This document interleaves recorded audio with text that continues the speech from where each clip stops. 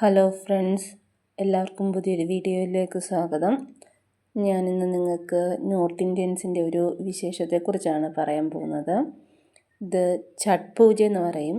നമ്മൾ തമിഴ്നാട്ടിലൊക്കെ പൊങ്കൽ കൊണ്ടാടുന്നത് പോലൊക്കെ ഇവർ ഇത് ആഘോഷിക്കുന്നത്. ഇവരുടെ ഏറ്റവും പ്രധാന ഒരു ആഘോഷങ്ങളിലൊന്നാണ് ഛഠ് പൂജ. ദീപാവലി കഴിഞ്ഞിട്ട് വരുന്ന അതിനോടടുത്ത ദിവസമാണ് ഇവരിത് സെലിബ്രേറ്റ് ചെയ്യുന്നത്. നമ്മൾ പൊങ്കലിനൊക്കെ ഉപയോഗിക്കുന്ന കണക്ക് തന്നെ ഫ്രൂട്ട്സും പച്ചക്കറികളും ഇതെല്ലാമാണ് അവർ ഇതിന് വേണ്ടിയിട്ട് ഉപയോഗിക്കുന്നത്. ഇതെല്ലാം വെച്ചിട്ട് അവർ പൂജ ചെയ്യും.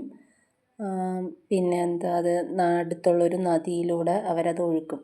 ഏകദേശം 3-4 ദിവസം നീണ്ടു നിൽക്കുന്ന വ്രതങ്ങൾക്ക് ശേഷമാണ് ഇവരിത് ചെയ്യുന്നത്. ഭർത്താവിനും കുഞ്ഞുങ്ങൾക്കും കുടുംബത്തിനും ഒക്കെ വേണ്ടിയും കൂടിയാണ് ഇവരിത് ചെയ്യുന്നത്. ഇതിനെക്കുറിച്ച് വലിയ അറിവൊന്നും എനിക്കില്ല. അടുത്തുള്ള ഹിന്ദിക്കാരി ചേച്ചിമാർ പറഞ്ഞ അറിവ് മാത്രമേ ഉള്ളൂ. ഉള്ളത് വെച്ച് അഡ്ജസ്റ്റ് ചെയ്യണം കേട്ടോ. അപ്പം ബൈ, സീ യു.